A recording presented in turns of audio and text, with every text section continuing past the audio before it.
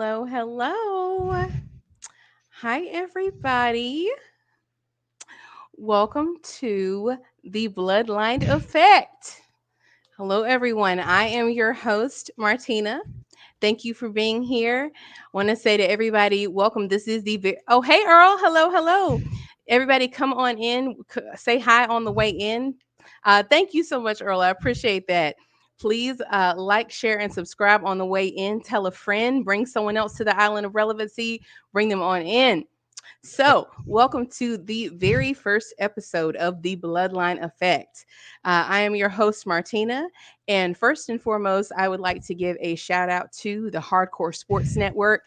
Thank you so much for giving me the idea and the confidence to bring this podcast to life. And I have Mitch here. I want to give a special thank you to Mitch. He is the co founder of the Hardcore Sports Network. Thank you so much, Mitch. I appreciate you. Of course, of course. And I'm just happy you're doing this. We've been talking about this for a long time now. You having your own podcast. You're great at watch alongs. You have the personality. You got the knowledge. Now we got to do it. And this podcast, guys, will be on Spotify right after. It'll be on Spotify tonight. So make sure you look up the Hardcore Sports Network on Spotify. Martina, you're killing it. Love having you a part of this, even though you're a Roman Reigns fan, but you got me. So Thank you. there, Thank you. there you go. All right. Thank you. Dang, I was gonna say not the virtual screen erasing my one. We the ones. We the ones. There you go. Everybody, drop your ones in the chat on the way in. You know, we got to acknowledge the tribal chief. Got to pay our respects. Pay our respects. Thank you so much, Mitch. I don't want to hold you up, but I just want to say thank you for being here. Everybody, thank you that is to everyone that is joining and everyone that will be watching the replay later. Thank you for taking the time to be here. So I will let you know I do have some notes. So if you see me looking down, that's what I'm doing. We have a lot to cover. It's so much history, so much to talk about. So All right. Have a great show. I'll be backstage. Have a thank you great so show. much. Thank you. All Sounds right. good. See ya. See you guys. All right, guys. Hey, Robert Brown. How you doing? Thank you. One's up, one's up. That's right. All right, everybody. So let's get into this. So, as I said, my name is Martina. I am a lifelong wrestling fan. I've been a fan of professional wrestling for as long as I can remember. My favorite wrestler is none other than the one and only, the head of the table, the tribal chief, Roman Reigns. The virtual screen, the green screen is doing me dirty, but there's my one. Of course, I'm gonna acknowledge my tribal chief. I've been watching wrestling for decades, but of course, in 2020, when the Bloodline saga really truly began, I have just been, I have not been able to look away. I've been completely captivated. Um, and I do just want to let y'all know, as you put questions, please drop your questions. I will get to them.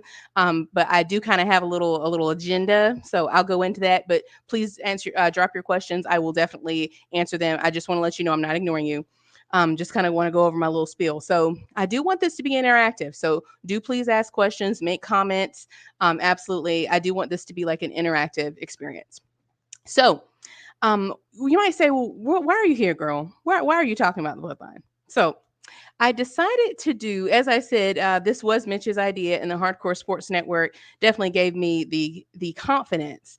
But I have been tweeting and talking basically about 2 3 years ago, about 2021. I decided to take basically the same conversations that I've been having with my family and friends forever in person. I decided to take them to Twitter. I started tweeting, live tweeting about wrestling, live tweeting Raw, SmackDown, all the PLEs, and just basically putting my thoughts out there on Twitter. And that's when I found the international, the what is known as the IWC, or the International Wrestling Community. I did not know that that was a thing until I got on Twitter and I found there is a whole community of people out there just like me, people who love wrestling. And very specifically, there is a huge bloodline fandom. The Island of Relevancy, we are strong on Twitter. So many fan accounts, so many great people. I've met some awesome people, supportive people. And every time we start having these conversations, I was like, wow, there's just so much to talk about. So that's why I decided to do this, because I love wrestling and I love the bloodline. And I really want to do a deep dive because the Bloodline is one of the most compelling storylines in WWE history. We're going to explore the rich history of the Samoan dynasty. We're going to analyze the impact of its key members and discuss how the Bloodline has dominated the wrestling landscape since 2020, so the past 4 years. And I just want to also start by saying, I want to be very respectful. As I'm pronouncing names and terms, please know that I'm doing the best I can to pronounce things to the best of my ability. Some of the names can be, and names and terms might be a little bit of a challenge for me, but I just want to let everyone know I'm trying to be as respectful as possible. Talking about uh, Samoan and Polynesian culture and family is something that's awesome and a privilege. So I just want to let everyone know that if I mispronounce something, don't tear me up in the comments. I'm doing the best I can, but I am open to correct me. I do want to make sure I get it correct. I also wanted to say that, people are like, oh, the bloodline. I feel like the bloodline is one of those things you either love them or you hate them. There's very little middle ground. But as you know, there's no gray area with me. I love them. So I will say that the relevance to the wrestling landscape, the Bloodline storyline has captivated millions and millions of fans around the world, and it also reshaped WWE programming. The narratives, the unforgettable moments, the unforgettable matches. It's the perfect blend of tradition, family, and of course, top tier wrestling. And it really has set a new standard for sports entertainment and professional wrestling, especially in this new era that we're in. And I know there's certain things you can and can't say on YouTube, but during the panorama era to present day, the bloodline really carried wrestling for much of that era. And even many would argue up until this very day, which we will get into. So, throughout this episode, I want to hear from you. Share your thoughts, share your comments, ask questions. I really want to make this engaging. And don't, of course, don't forget to like, subscribe, follow, share not only myself, Martina Talks Wrestling, but also the Hardcore Sports Network as well. My YouTube channel is Martina Talks Wrestling, and I am on Twitter at SlamHost Martina.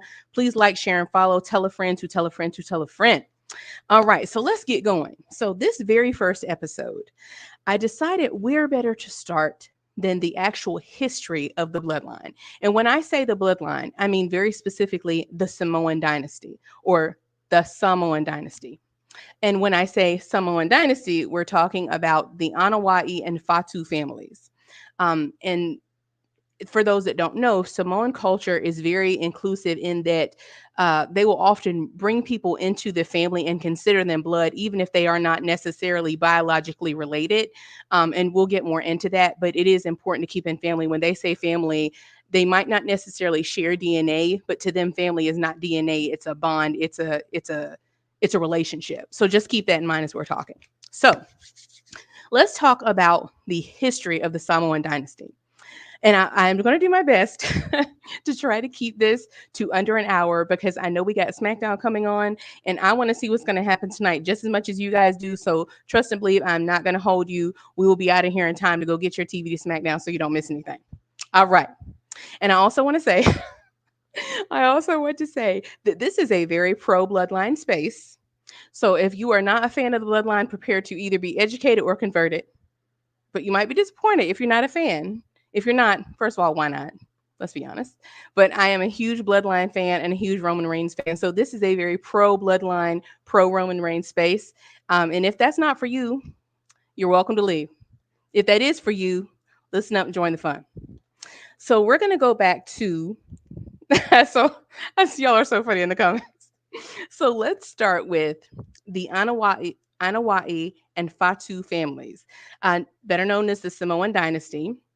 Those two families have a huge, significant cultural influence in wrestling, not only present day, but going back to the 60s and 70s. Before you and I were born, many, many decades before you and I were born, they have been around for a very, very long time.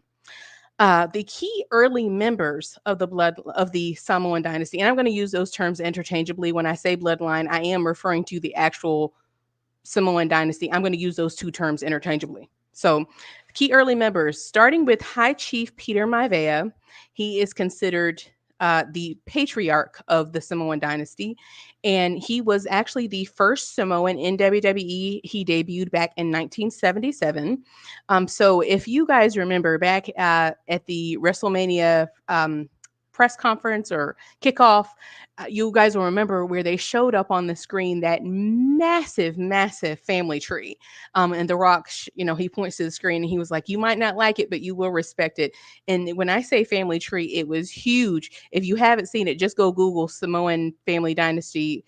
Or Samoan family tree, and you will see it's huge. It is a huge family tree. Like, they roll deep. Samoans do not mess around. They are very plentiful people. There are a lot of people involved, and in later episodes, I will actually show it because it'll take up the whole screen. Like, it's huge, but it's very intriguing.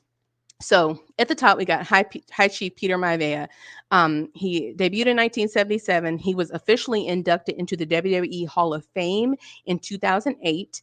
And he is also known as the grandfather of none other than the final boss, the most electrifying man in sports entertainment, Dwayne Johnson, aka The Rock. Next up, we have Afa and Sika, better known as the Wild Samoans. They were three-time WWF, going back. This is not a typo. I know some young people might be like, WWF. No, back in the day, it was WWF, tag team champions, and they were inducted into the Hall of Fame, WWE Hall of Fame in 2007. Sika is the father of your tribal chief and mine, the one, the only Roman Reigns. Now, in the comments, Tribe Nation, hello, hello, hello, everyone. Yes, hello. Thank you all for being here. Thank you all. Thank you, everybody. And a question that I have for you guys: if you have like a favorite person that you saw growing up, whether it was Rikishi, Umaga, Yokozuna, tell me like your first introduction to members of the Samoan dynasty in the chat. I would love to hear it. Or if you're watching the replay, tell me in the comments, because I'm always intrigued to hear the stories, because people of all ages and walks of life watch wrestling. It's always really intriguing to see how you were introduced to the bloodline. So let me know. So, key family members and their impact. And yes, I have about 4 pages of notes because there's a lot to cover. So next, we're going to go to Yokozuna. He is a two-time WWF heavyweight champion. He is known for his iconic matches with Hulk Hogan and many, many other legends in the wrestling space. Unfortunately, he is not with us anymore, but he was inducted into the WWE Hall of Fame in 2012. Next, we have Rikishi. Now, this is something I did not know that Rikishi had many gimmicks before he came to be the wearing the what is that called? Like the sumo wrestler garb. Before he got to that, he had many uh iterations before that. One of them was the Sultan. I did not know about this. It's very interesting. He was intercontinental champion. He was a two-time WWF tag team champion. He was inducted into the WWE Hall of Fame in 2015. Rikishi is also known as the father of the Usos, Jimmy and Jay Uso. We have Umaga. Umaga was a two-time intercontinental champion. He was known for his feuds with top stars like John Cena. He had the iconic tribal face paint. He is not with us anymore either, but uh his time in wrestling is cannot be understated. He had a huge impact. And of course, we have the Usos themselves, Jimmy and Jay, yeet or no yeet, or both. They are six-time WWE Tag Team Champions. They are also known as the longest reigning tag team champions in WWE. They held the titles for well over a year. And of course, they were integral to the Bloodline storyline. And we'll get more to that later, but just don't, the whole purpose of this is just kind of go over some of the key players. And this is one that he is of course not related by blood to the bloodline, but we cannot stress the importance of none other than Hall of Famer Paul Heyman. You'll note when you see him on screen and he's saying, like, first of all, I have so much respect for Paul. He is such an incredible guy. He's a phenomenal talent, a phenomenal manager. He's a great actor. Like he does such a good, he is so good at what he does. And it can't, a lot of people might not realize this. I know I didn't until I started researching. Paul Heyman really truly has been a part of the Samoan dynasty for over 40 years. He has said that on screen, but we hear a lot on screen. I didn't know if that was an exaggeration, but it is not. In this case, it is not. If you do a deep dive, which as we're going to continue to do on the show, you will find out he has been with them since the 70s, which is insane. So I consider him to be in there too. They call him OG, and I see why. So next we're going to go to the formation of the bloodline. So the actual bloodline by name, bloodline storyline began upon Roman Reigns' return in 2020. And this is pivotal because this was during the Panorama, if you know, and this is during like 2019, early 2020, wrestling was in a weird space. And then, of course, the panorama, the C19 panorama did not help things. No crowds, storylines were strange. You had, Drew McIntyre trying to carry the company. Respect to him. He better win at Clash of the Castle. Love him too. I know he's not in the bloodline, but I love him. He was carrying the company for a while. Then Roman was carrying the company. This is a time where there was no crowds, very little commentary. It was just a very difficult time. They had the Thunderdome, and the fact that Roman was able to return as a heel. And this is important because there was a period of about 6 years where Roman Reigns was a baby face, and he was booed mercilessly. Like they booed him. It was like booed him out of the building on many occasions. Despite him holding titles, he was a U.S. champion. He was a Universal champion. He had title reigns, but they were unfortunately overshadowed by the fact that his crowd reactions were just not good. The crowd was not receptive to him. And a large part of it is because people had been begging for years for him to turn heel, because you could see he has a natural heel aura, but WWE for various reasons just refused to let him turn heel. So in 2020, we finally got our wish, and he finally returned as a heel. And this is a moment I will never forget. Put a comment if you remember this. When he came back, he attacked the Fiend, and he first of all he came out of nowhere. He was wearing the black shirt that said "Wreck everyone and leave." When he came out and attacked the Fiend, I knew in that moment. I remember watching this live as it happened, not a replay, like watching it as it happened. I remember looking at the screen. I'm like, this is going to be a game changer. You could just tell this was going to be a game changer. This was not smiling big dog Roman Reigns. This was tribal chief Roman Reigns. This is the gloves are off. This is who we were always meant to have, if you ask me. Now, if you watch the documentary about Roman Reigns that they showed on A&E, it was like I think of Pat McAfee when he was like, I know we all saw the 2-hour documentary about Roman Reigns that we all wish was 3 hours. I like never waited. It was so good. It was such a good documentary. And they talked about how he knew he had to change. After taking some time off and before he returned, he knew he had to change, but he knew he wanted to do things his way this time. So I would say turning Roman Reigns turning heel arguably saved WWE. Argue with your mom. I said what I said.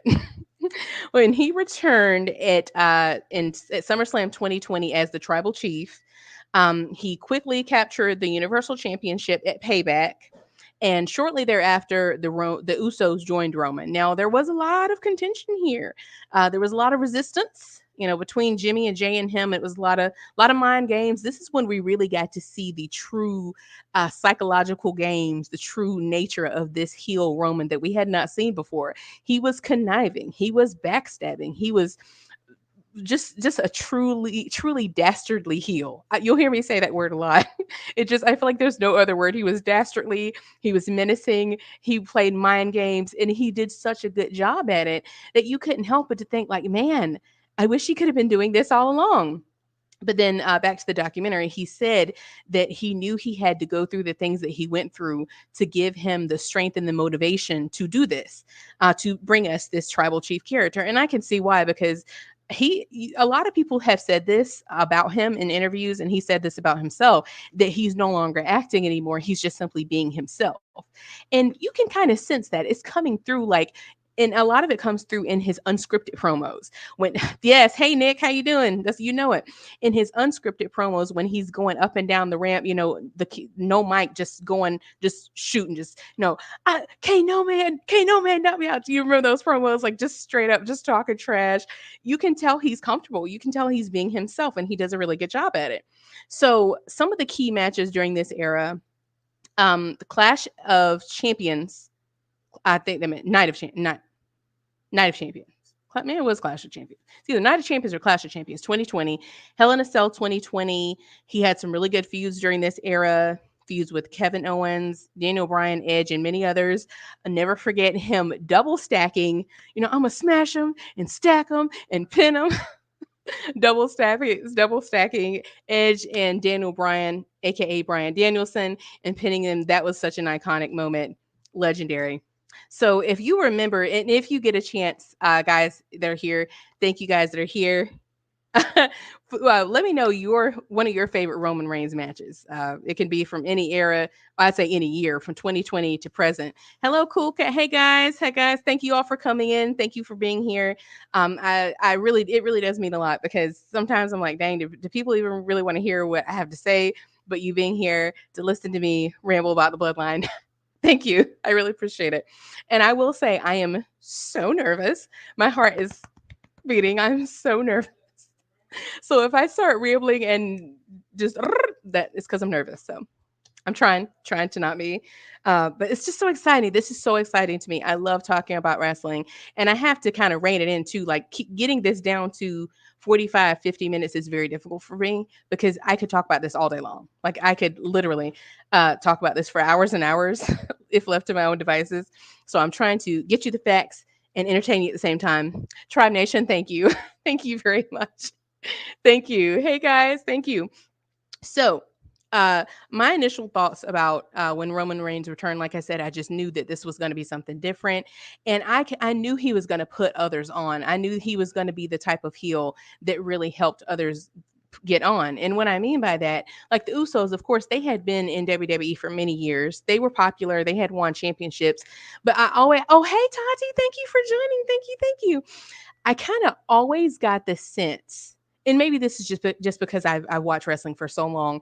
I feel like I have a good eye for spotting when someone has not reached their full potential. Y'all like my red nails? We gotta represent the bloodline all the way. The tide that raises all ships, exactly. Like I knew that we had not seen the best of the Usos. I knew that we had not seen the best of Roman Reigns and many others that will come, but I knew that they had more to offer, and I feel like this bloodline era has really brought the best. Oh hey Sherelle, hey y'all. Oh hey girl, thank you for being here. Thank you. It's always so cool when someone has like a different handle. Thank you for letting me know who you are. Thank you for being here. It's always so cool when you see talent reach their potential and do what they could have been doing all along, but whether they had to have a new character, have a new gimmick, have a new manager, have a new era, have a new audience. We've seen that in this modern era. Like I've even seen just on Twitter from today, from SmackDown. They're in Scotland, so of course I'm in America, so I'm watching after it's already happened. I'm seeing people talk about how Naomi and Jey Uso get like these. Of course, Jey Uso, they get good reactions here in America too, but their reactions overseas are just like blowing the roof off the place. And I think, and Naomi, yes, for those that don't know, yes, she is a member of the bloodline because she is the wife of Jimmy Uso. So that I told you, the bloodline is it's a lot of people. It's also Nia Jax. It's also Sola Sokoa, Tama Tonga, Tamaloa. We'll get to that though, but just there's a lot to cover. So back, I'm trying, y'all. I'm trying to stay on topic. So now we're going to talk about the impact and the legacy of the bloodline from 2020 to present, specifically in terms of Roman Reigns' championship reign. So as we know, Roman Reigns. It's hard to talk about this. Roman Reigns held the. This is such a long title, but I love saying it. I wish I could say it like Samantha Irvin. She just says it with such power. Roman Reigns was the undisputed Universal WWE champion for 1,316 days. That is from 2020 to WrestleMania this year, when he lost it to Cody Rhodes, which I don't feel like should have happened. We'll get to that. It's a story for another day. We'll get to it. It is difficult for me to talk about because I will say that of all the years that I've watched wrestling, that was the one time that I truly got choked up. Hey, Blaze, how you doing? Hey, it's so good. Thank you all for coming in. This makes this like truly making my day. Thank you guys so much for being here. When Roman lost to Cody, that was the first time that I have truly like cried tears. I was like genuinely emotionally sad. It took me days. I was like, it was the end of an era. It truly was the end of an era because I've heard so many people say this. This era of wrestling, it has been more than just entertainment. It has been, during the pandemic, there was such a time of uncertainty. I'll speak for myself. I was scared. I was uncertain. I was laid off of work, couldn't work for months. It was just such a crappy time. Wrestling really did help me get me through that time, and I've heard a lot of other people say that as well. And so, we got so emotionally invested in this because we literally had more time to watch. It was we didn't have much else to do. So some said same it was worse than a breakup. Yeah, like being so emotionally invested because the world, let's just be real, the past 4 years it's been a very turbulent time in America. This isn't a political show, but I'll just leave it at that. It's been some interesting times. What's the unprecedented times in our world and in our country? And yeah, wrestling is my entertainment. And I'll speak for myself that wrestling is what I watch. I don't watch the NBA. I don't watch the NFL. I don't watch baseball. Don't ask me who's the quarterback of any team. I watch wrestling and some UFC and some tennis, but that's it. This is my entertainment. This is my reality TV, my sports, my comedy. It's everything wrapped up into one. So it was like seeing Roman lose. It was difficult for me. I was like, dang, this is the end of an era. And I go back to that interview when Roman said, it got retweeted and retweeted and retweeted so much. It was an interview where he said, "Oh, the people they think they know what they want, but they don't really know what they want, and people are going to miss me when I'm gone." And then there was an in-ring promo where he said basically the same thing. And when my time here comes to an end, which will probably be sooner rather than later, and of course people are just like, "Yeah." But then seeing people do, I love the fan cams. I love it when people do this, doing the putting that sound over like Cody pinning him. It's like, oh my God. It was so hard to watch. It was hard. It was a lot. It was Tati says she's still crying. Yeah, like it was a lot. And even if you're not a hardcore Roman fan like me, you have to admit it was an impressive reign. It was a lot. Roman Reigns literally carried the company on his back for pretty much 4+ years, which is insane. Insane. So kind of getting back here on task. So over 1,000 days, hit some of his notable defenses during that time. John Cena, notable feuds. John Cena, Brock Lesnar, of course, Cody Rhodes, no comment. His influence was huge because once again, I feel like his promos, his feuds during this era really brought the best out of others as well. Now I know a lot of people are going to argue with me on this, but I feel like this new heel Roman is giving the best promos that we've seen in this modern era. His promos were he was cold, stone cold. He was, I think about once like with Kevin Owens where he's like, let me ask you about your father. What kind of man was your father? Like he was doing like the Christian Cage thing, like talking about people's fathers. Oh, don't get me started on talking about Cody's dad. Of not talking bad about Dusty, but that promo where he said, of course, for those that don't know, Dusty Rhodes really was a mentor to Roman in the early part of his career. Many others as well. And when he said, of course, basically saying, Dusty was, he used to tell me, you got it, you can't make it, you can't make it, you can't reproduce it, you just have it. And he's doing the Dusty voice, and he's like, man, I used to love talking to your dad, and you know what your daddy used to say about you? Nothing. I was like, oh my God. Oh, savage. He was stone cold. Like, and he did it so well. I've heard people saying like they should win Emmys. And of course, we know that they won't because we know this is scripted entertainment. But not everyone does it well. Let's be real. Not everyone follows the script well. Okay. Even though it is scripted, it is planned. Everybody doesn't do it well. Some people do it way better than others. And I would say this is just epic. What do they say? Cinema, aura, the presence, the he brought the best out of everybody that he feuded with, in my humble opinion. So, um, and not to mention the dollars. let's be all the way real. High TV ratings, high, significant the PLE buy rates, critical acclaim for storytelling and character development, highest, selling out shows, selling out arenas, packing stadiums, like, and let's all of this leading to the TKO merger. Surely WWE would not have been merging with anybody unless they were doing extremely, extremely well. I don't think that Roman charisma. Someone said charisma. Yes, I don't think Roman gets enough credit for bringing the company into this era, because we know, that's another thing. That's another episode. But bringing the company through the whole exit events and then coming back and leaving and the whole legal issues, the merger, like the company has, it's been a lot going on in this last 4 years. And Roman being the face of the company throughout that is incredible. That despite the troubles the company had behind the scenes, it did not seem like it really hurt the company's profit at all. They're always talking about record profits. So that's why I'm very critical of Cody when I say I don't think that we should ignore that he walked into a great space. He walked into something that was very well made. He didn't walk into a burning ship like Roman did. He came into a company that was just all over the place. Cody came in sitting pretty already. Don't forget that. So I know I've done a lot of talking. Um, in the comments, I would love y'all to tell me. Let's see what I want y'all to tell me. Tell me about one of your favorite feuds. What was your favorite feud during this era? I'm very curious to see what people's answer to that is. So now we're going to talk about who is in the bloodline now, because it's a lot going on. So as we know, Roman losing the title at WrestleMania.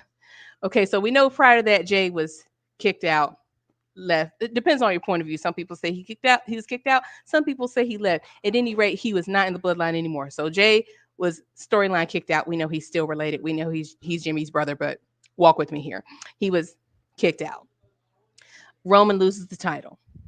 The next night on, or two couple nights later on Raw, Solo who I think a lot of people forget that Solo is also Jimmy and Jay's brother. I think people forget this, that Rikishi has a lot of children, and Jimmy and Jay and Solo are just a few of his children. They're brothers as well. I think people forget that Solo turning on Jimmy and kicking, like physically kicking him out of the bloodline, that was huge too. Because yeah, you're really beating on your own brother like that, man. So Jimmy, Jay, and Roman are effectively, we're gonna call them from here on out, we're gonna call them the OG bloodline, because they were the OGs, as you see behind me. OG bloodline. What we have now, I'm going to call them bloodline 2.0 or new bloodline. I'll use those two terms interchangeably. We have Tama Tonga, we have Solo Sikoa, we have Tama Tonga, Tamaloa, and Solo Sikoa, present day. Now, there is much speculation that many more people are going to be getting involved in this mix. We know at some point Jacob Fatu, another brother of Jimmy and Jay and Solo, is going to be coming. There are rumors that Lance Anawai might be coming in at some point. There are rumors that Zilla Fatu, Umaga son, might be coming in at some point. And the thing about the bloodline, the real life bloodline, the Samoan dynasty, they have so much family. They could keep this bloodline going till we all have great grandchildren. Not even being funny. Like seriously, they could keep this going for many years as they have already. Let's be real. That's what they've done already. Like everybody in the beginning that I named, their children and grandchildren and nieces and nephews are now who we see on our screen. So they literally, they don't stop. They keep it going. They are consistent, and this story could keep going forever and ever. But what we see, not so subtly, is the start of a bloodline civil war, because Roman has not been seen on TV. So he has not been seen on TV since WrestleMania, which was April 2nd. Feels so long ago. We know that he's coming back. We know that there's a lot that needs to be addressed. Solo has assumed power, but lest we forget, no one officially crowned him the tribal chief. He does not have on the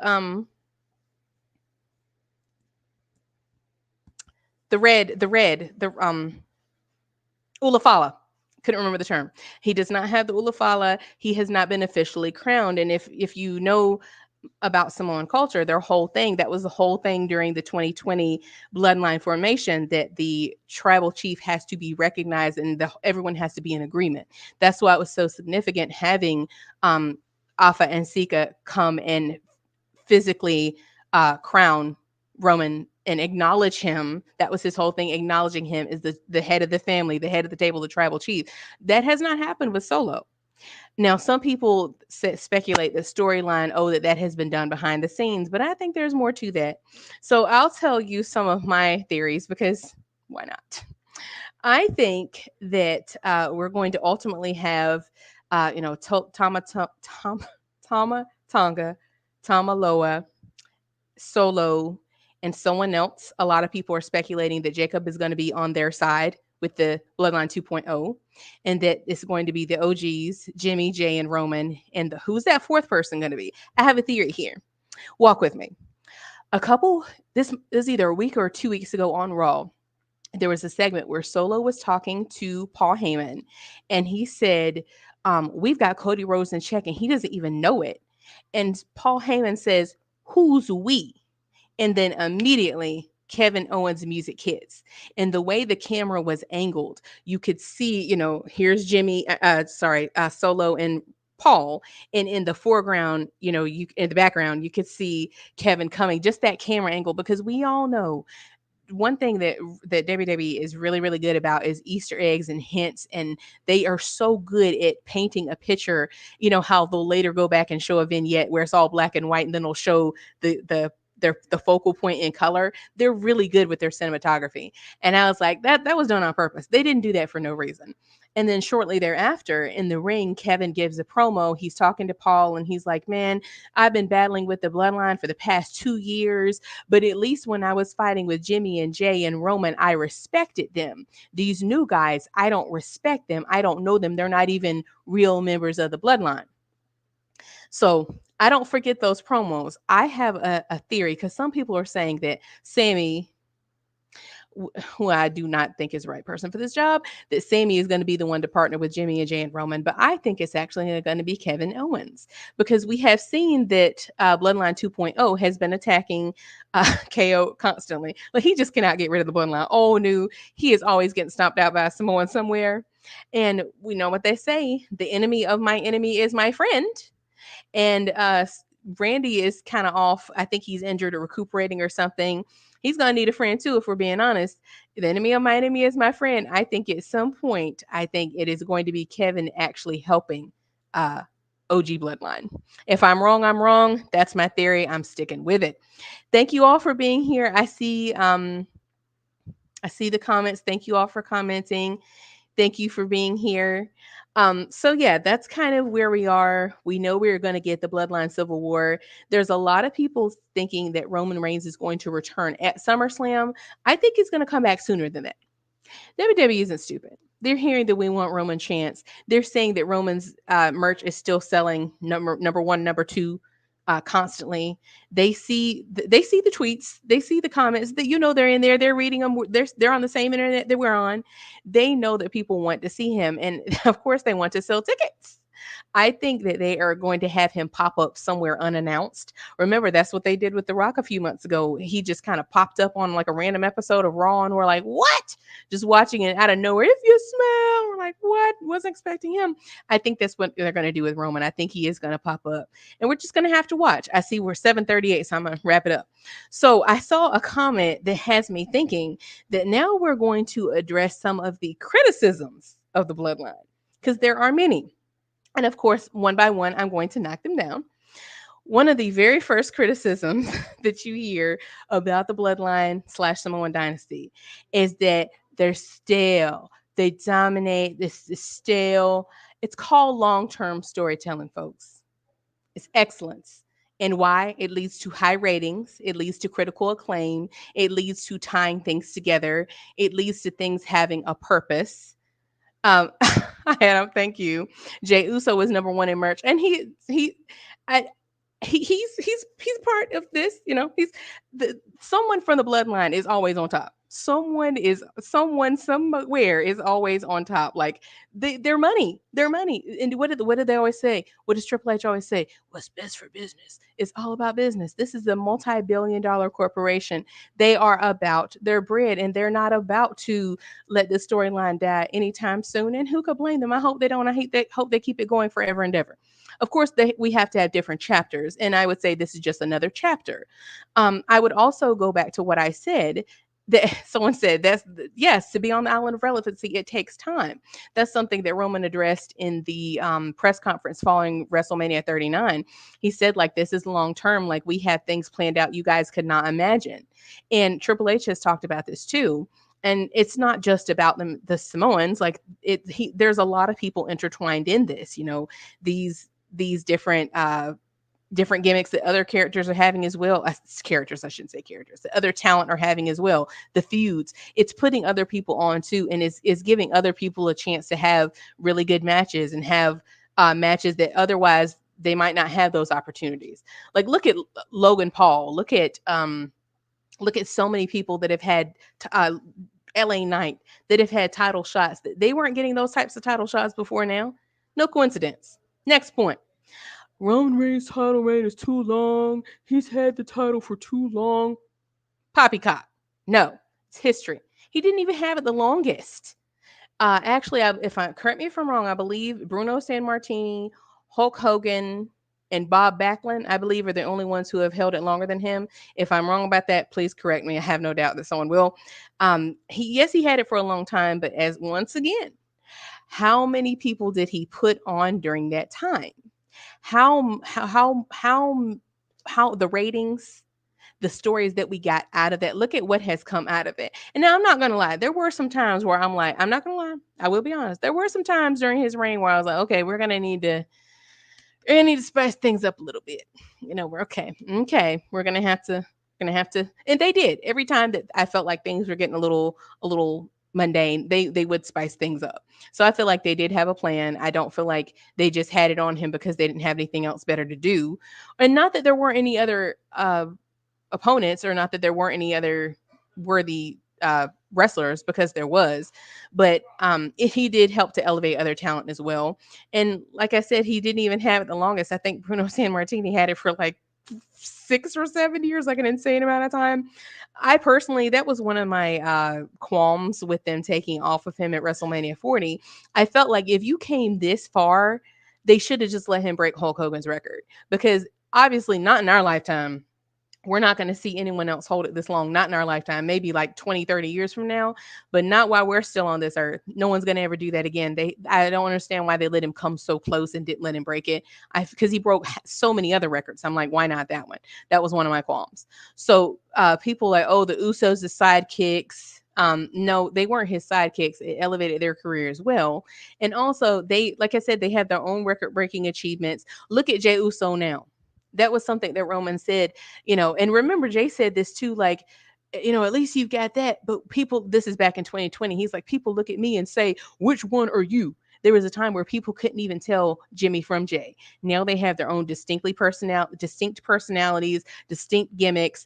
Jay Uso, the roof blows off the building when he comes out. He has had a fantastic face run. Do you think that would happen without the Bloodline? I don't think so. I don't think so. He has Roman to thank for that, and he says that. If you watch these interviews, he has said he has Roman to thank, and so does Jimmy. So I say, if they're not mad at him, why are you mad at him? So, sorry, hold on just one second. Sorry.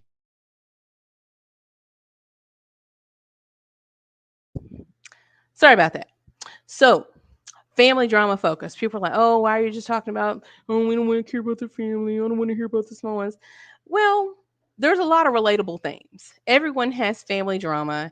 Everyone has that family member that, they don't feel like they're getting heard or they're not getting seen. Like, everyone can relate to that. And it has been a successful formula.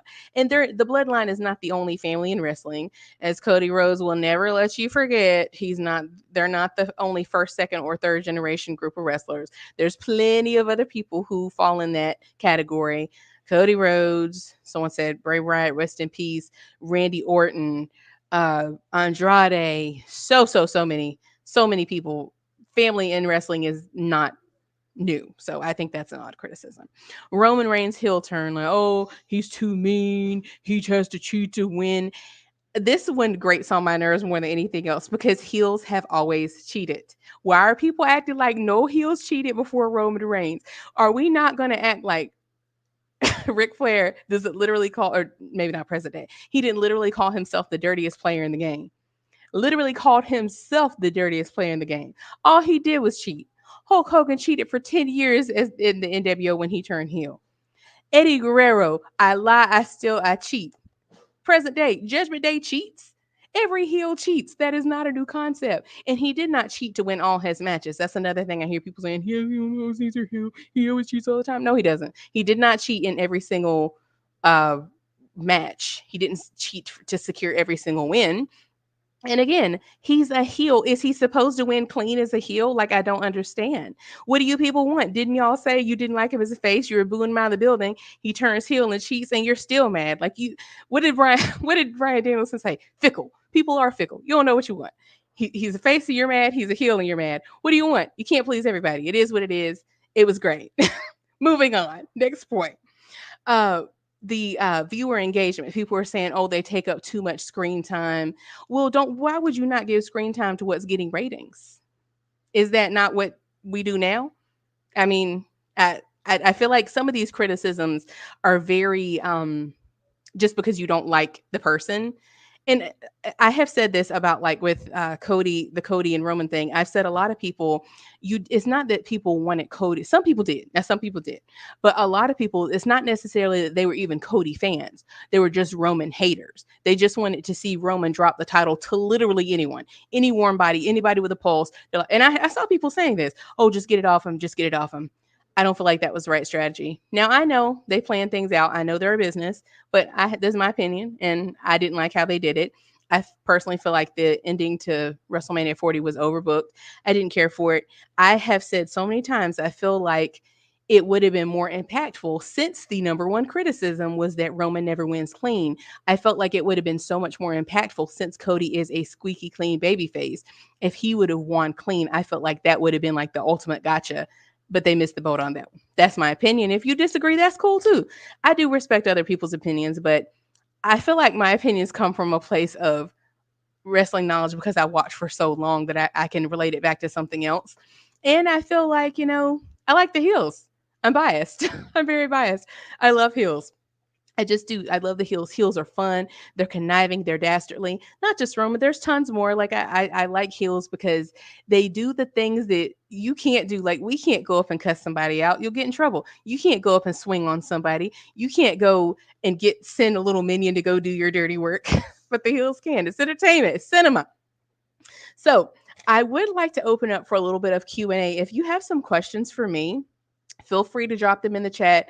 I will try my best to get to it. I am going to go back through and look at some of your comments. But yeah, feel free to ask me any questions. Now, don't get me wrong. I'm not going to sit here and purport myself to be a connoisseur of all things wrestling or anything like that. It's not that I know everything. I don't want to come off as like, oh, I know everything about wrestling, because I most certainly do not. I'm always learning. I'm always trying to educate myself because I do want to speak from a place of knowing what I'm talking about. So I don't purport myself to know everything, but I do know a thing or two. Not gonna lie, I do know a thing or two. So that is gonna about wrap it up for episode one. I feel like it's so hard, like doing so much talking by yourself. But I see we're coming up on 7:50. I want to make sure everybody has time to go watch SmackDown because I feel like tonight's going to be an intriguing episode because we're about halfway through June now, and we know SummerSlam is coming. So we're going to really need to see some SummerSlam and Money in the Bank storylines starting to come to fruition. And of course, we have Clash at the Castle on Saturday. I'm going to go ahead and call it. I think Jey Uso is going to win Money in the Bank for the men. And I would like to see, I don't know if they will, but I really would like to see Naomi win for the women because she's I feel like she's the best face they have going on right now. And she's also an OG. She's been in the game for a long time, left and came back. She's a fan favorite. I think she deserves it. Um, Yes, so that's wrapping up my commentary for episode one of the Bloodline. This was all about the history. And of course, there is so much more to say. This is the Cliff Notes version. This is the high level overview. This first of many to come to acquaint us with who the bloodline is, why they're so significant, why they're important. That's where this is coming from. So, like I said, I want to thank you guys for being here. Also, please like, follow, share, subscribe, all those good things. The next episode is going to be on June 28th. And of course, I will remind you, but in the next episode, we're going to dive into the evolution of Roman Reigns, specifically him, from the Shield to the head of the table, because he's been around for a long time. So yeah, we're gonna talk more about that. And yeah, so that's kind of episode one. Gonna look here at some of the comments. My favorite match promo, I would definitely have to say, my hold on just 1 second.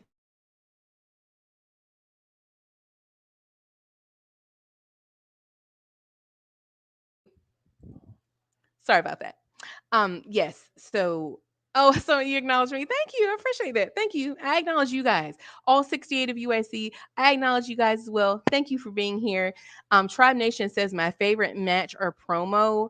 I would say my favorite match is SummerSlam 2022, Brock Lesnar versus Roman Reigns when he had the when Brock had the tractor and he lifts the ring up. That match was chaos. I've talked about this a little bit in the past, but that match was chaotic because for me, I'm not gonna lie, I did not want to see Roman versus Brock match 342. I was tired of it. I didn't want to see it. I was over it. I'm like, no, we've seen it too many times. What more can they show us that we haven't seen? Well, they delivered.